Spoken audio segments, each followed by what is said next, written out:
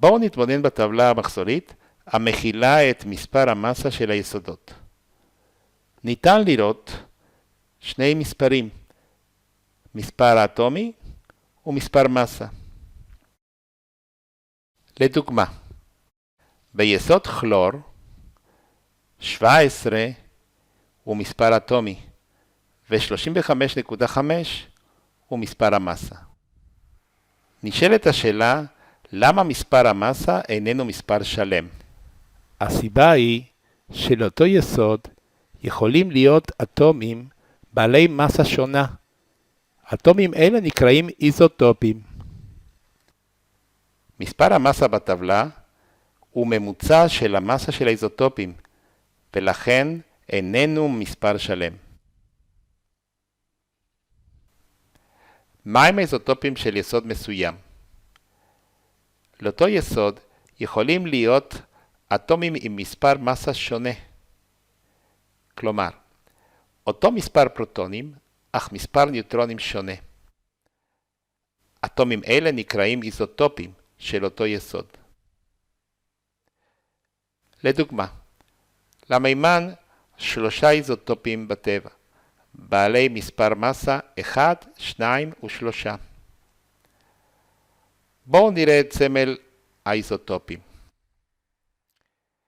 כולם אטומים של מימן, עם אותו מספר אטומי,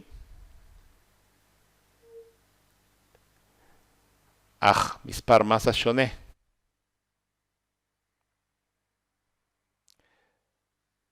מספר הפרוטונים שווה לכולם.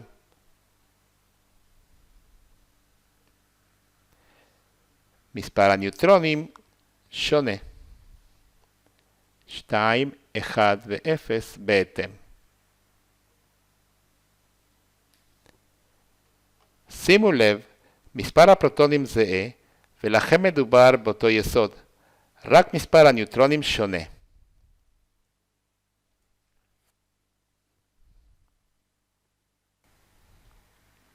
איך מחשבים את המסה הממוצעת של האיזוטופים? האיזוטופים של כל יסוד קיימים בטבע בשכיחות מסוימת. שכיחות היא הכמות של האיזוטופ המסוים ביחס לסך הכל האיזוטופים של אותו יסוד בטבע. היא נמדדת באחוזים. לדוגמה, היסוד ברזל בעל 4 איזוטופים בטבע, הקיימים בשכיחות שמופיע בטבלה. האיזוטופ ברזל 56 הוא האיזוטופ הכי שכיח בטבע, בעוד שהאיזוטופ 58 הוא בעל שכיחות נמוכה ביותר. מספר המסה הממוצע הוא הממוצע המשוקלל של מספרי המסה של האיזוטופים לפי השכיחות שלהם. כלומר, לא מחשבים את הממוצע המתמטי של 4 מספרי המסה, אלא שמכפילים את מספרי המסה של האיזוטופים בשכיחות, ואז מסכמים אותם.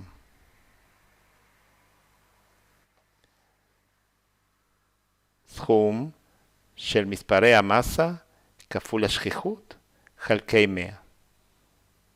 שימו לב שהשכיחות באחוזים, ולכן צריך לחלק ב-100.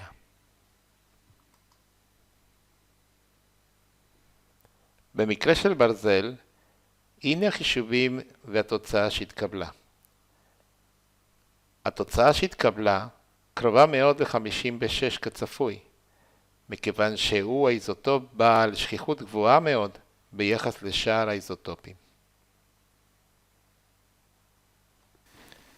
מה הם אטומים ניטרליים? אטום ניטרלי הוא אטום בעל מטען חשמלי 0. לאטום גרעין עם מטען חיובי כמספר הפרוטונים, כלומר P בסימן חיובי. כדי שאטום יהיה ניטרלי, מספר האלקטרונים השלילים סביב לגרעין צריך להיות שווה למספר הפרוטונים בגרעין. P שווה ל-E. לדוגמה, לאטום של ליתיום יש 3 פרוטונים ו4 ניוטרונים. על מנת שאטום יהיה ניטרלי, חייבים להסתובב סביב הגרעין 3 אלקטרונים. המטען הכולל הוא 3 מינוס 3, 0. איונים, אטומים בעלי מטען חשמלי. האם ניתן ליצור אטום בעל מטען חשמלי שונה מ-0? התשובה היא כן. איך? על ידי הוספה או הוצאה של אלקטרונים מאטום ניטרלי. התוצאה היא איון. לדוגמה, אם נוסיף אלקטרון לאטום פלואור,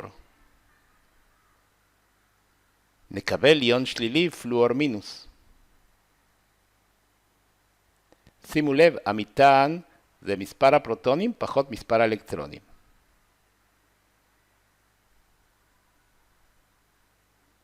אם נוציא אלקטרון מאטום נתרן, נקבל איון חיובי נתרן פלוס.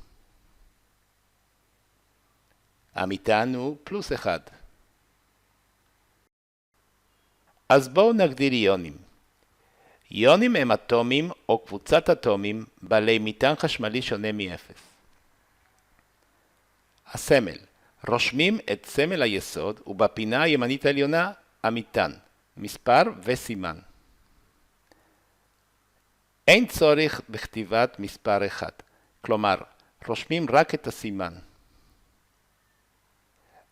מטען האיון הוא מספר הפרוטונים פחות מספר האלקטרונים. לדוגמה, חישבו את מספר הפרוטונים והאלקטרונים של האיונים הבאים. נעשה טבלה עם סמל האיון, ניקח את הכלור מינוס ונתרן פלוס, מספר פרוטונים ומספר אלקטרונים. נתחיל עם הכלור.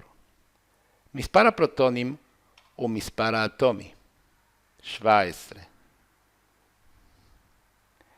היות והמטען מינוס 1, הוסיפו לאטום הניטרלי אלקטרון 1, ולכן יש 18 אלקטרונים.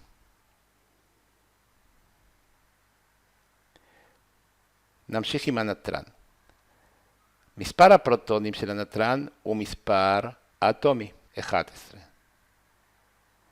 היות המטען פלוס 1, סימן שהוציאו אלקטרון מן האטום, ולכן מספר האלקטרונים הוא 10.